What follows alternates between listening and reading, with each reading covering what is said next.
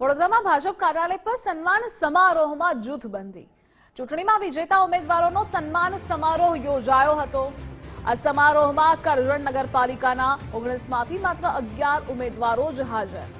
ધારાસભ્ય, સાંસદ, મોરચાના પ્રમુખ સહિતના લોકો ગેરહાજર રહ્યા.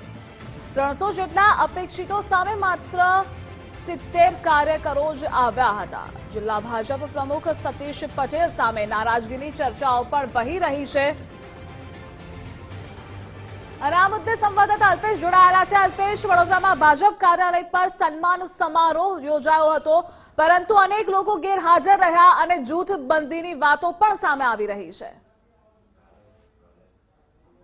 ધ્રુવિશા, બિલકુલથી વાત કરવામાં આવે તો વડોદરા જિલ્લામાં જે ચૂંટણીનું આયોજન થયું અને ચૂંટણીમાં જે જીતેલા ઉમેદવારો હતા, નગરપાલિકા હોય અથવા તો તાલુકા પંચાયત, તમામનો સન્માન સમારોહ છે તે જિલ્લા ભાજપ કાર્યાલય કપુરાઈ છે ત્યાં રાખવામાં આવ્યો હતો.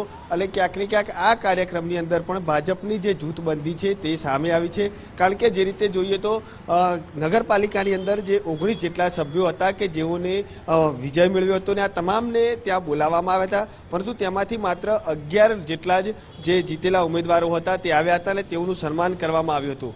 મહત્વની વાત અહીંયા એ છે કે છેલ્લા કેટલાય સમયથી જે ભાજપની જે જૂથબંધી છે તેઓ અલગ અલગ રીતે પોતાનો રોષ વ્યક્ત કરતા હોય છે. કોઈને જે અન્ય જ્યારે તેમને અલગ જૂથના કાર્યક્રમ રાખે તો તેમના કાર્યક્રમમાં પણ હાજર રહેતા નથી. ત્યારે આ જ પ્રકારની પરિસ્થિતિ છે તે ગઈકાલે આ જે સન્માન સમારોહ છે તેમાં જોવા મળી હતી. જોકે 300 જેટલા કાર્યકરો પણ આવે તેવી અપેક્ષા જે છે તે રાખવામાં આવી હતું, પરંતુ માંડ આખા કાર્યક્રમની અંદર 70 જેટલા લોકોએ જ હાજરી આપી હતી. ચોક્કસથી જે રીતે ધારાસભ્ય હોય, સાંસદ હોય અથવા તો અન્ય કોઈ મોટા હોદ્દેદાર હોય, આ તમામને ત્યાં બોલાવવામાં આવ્યા હતા, પરંતુ ત્યાં પણ આ તમામ જે ધારાસભ્યો છે, સાંસદ છે, તેઓની હાજરી પણ ત્યાં નહોતી. આના પરથી સ્પષ્ટ થાય છે કે ક્યાંક ને ક્યાંક જિલ્લા ભાજપ પ્રમુખ સતીશ પટેલ છે તેનાથી આ જે તમામ લોકો છે તે નારાજ ચાલી રહ્યા છે. તેના જ કારણે ક્યાંક ને ક્યાંક અન્ય જે જીતેલા ઉમેદવારો છે તે પણ ત્યાં પહોંચ્યા નહોતા.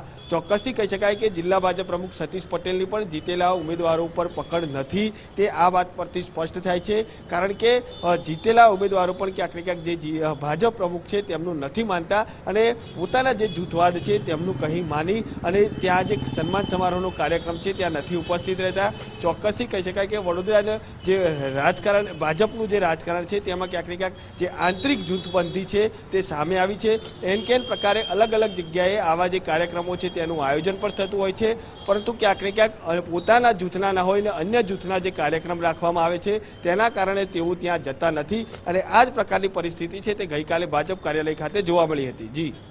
જી અલ્પેશ, જોડાવા બદલ આભાર આપનો.